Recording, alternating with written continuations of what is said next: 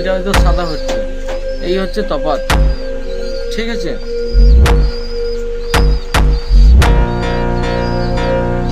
আর ওই রকম বাচ্চা বলছেন, হ্যাঁ আছে।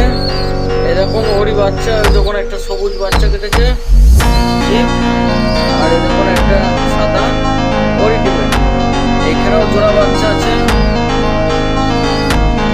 এটা ওর নয়, কেউ টেডি পায়রা, দুটো এক কেটেছে। আর নাহলে এক কাজ করবেন, এই একটা সাদা বাচ্চা নিয়ে নেবেন আর ওই একটা সাদা বাচ্চা নিয়ে নেবেন। ঠিক আছে,